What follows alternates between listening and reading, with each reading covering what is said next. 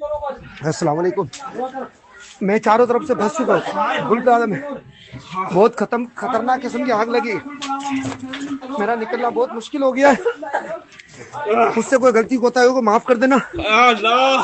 یا اللہ. ارے دروازہ توڑو. علی بھائی باہر آ گئے. آگ اندر آ گئی. کھڑکی توڑنی پڑے گی. آگ علی بھائی یہاں پہ آ گئے. السلام علیکم. آج آپ کو سناتے ہیں گل پلازا کے اندر شاپ نمبر 144 یعنی دکان نمبر 144 کی درد بھری داستان. گل پلازا کی دکان نمبر 144 کا شٹر آدھا گرا ہوا تھا.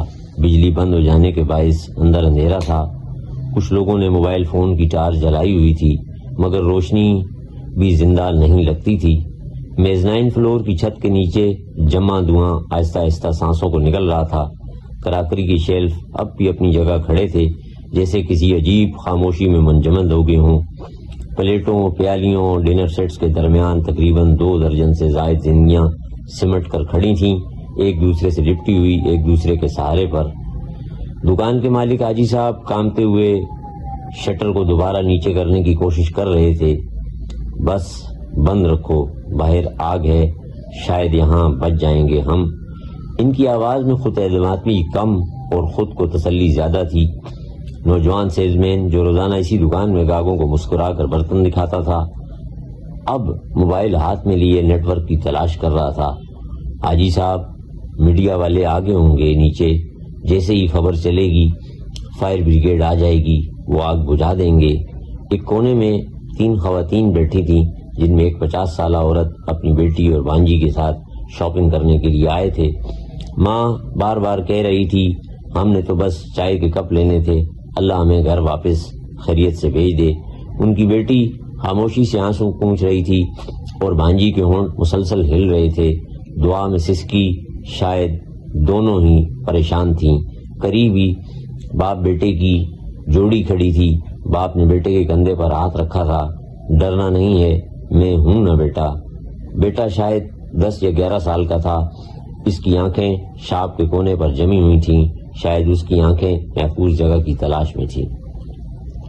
بابا آج نانو کے گھر جانا تھا، وہ انتظار کر رہی ہوں گی. انہوں نے آج میری پسند کے مٹر چاول بھی بنائے ہیں. یہ کہتے ہوئے اس کی آواز ٹوٹ گئی اور وہ دکان کے کونے میں جا کر سہم گیا جیسے وہاں چھپ کر آگ کو دھوکہ دے دے گا. ایک جوان بہن اپنے چھوٹے بھائی کو سینے سے لگائے بیٹھی تھی. امی نے کہا زیادہ دیر نہ کرنا، کیا پتا ان کو ہماری خبر ہو یا نہ ہو. بھائی نے سر اٹھا کر کہا آپ کو کچھ نہیں ہونے دوں گا آپا. بہن مسکرانے کی کوشش میں رو پڑی. درمیان میں ایک 5 افراد کی فیملی تھی، ماں باپ، 2 بیٹیاں اور ایک بیٹا.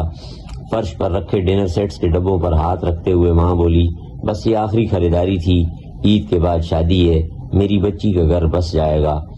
باپ نے آسمان کی طرف دیکھا جیسے چھت کے پار کچھ شاید نظر آ جائے. اللہ کرے ہم سب سلامت باہر نکل جائیں. قریبی دکان کا ایک سیلز مین بھاگتا ہوا اندر آیا. میری دکان پوری جل چکی ہے، میں ادھر چھپ رہا ہوں، یہ دکان محفوظ ہے نا؟ کسی کے پاس جواب نہیں تھا مگر سب نے سر ہلا دیا کیونکہ اس وقت جھوٹ بھی امید لگتا تھا. دروازے کے پاس ایک سیکورٹی گارڈ کھڑا تھا، وردی پر کالک جم رہی تھی. فورسز آتی ہوں گی، میں نے دیکھا ہے، وہ سیلاب، زلزلہ سب آفتوں میں پہنچ جاتی ہیں، ہمیں بھی نکال لیں گی.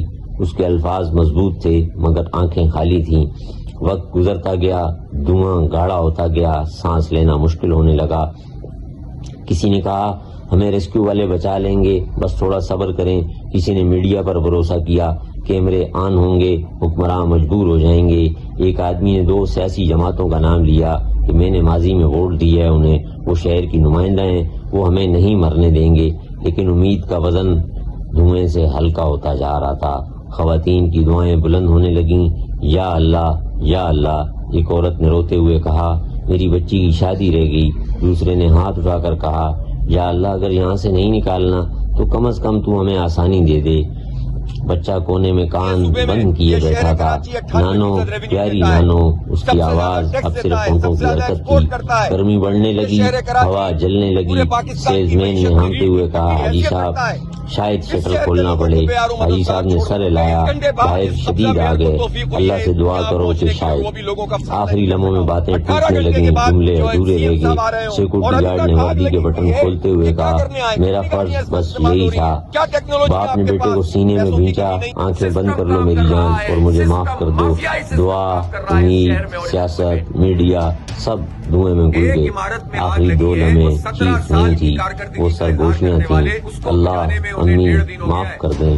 اور گل پلازا کی شاپ نمبر 144 جو کبھی چمکتے برتنوں کی دکان تھی, خاموشی کا ایک بند کمرہ بن گئی, جہاں یقین زندہ رہا مگر زندہ بچ نہ سکا. وہ تو ایک میجک شو کی طرح سے ہو رہا تھا. مجھے بتائیں یہ بلاول بھٹو زرداری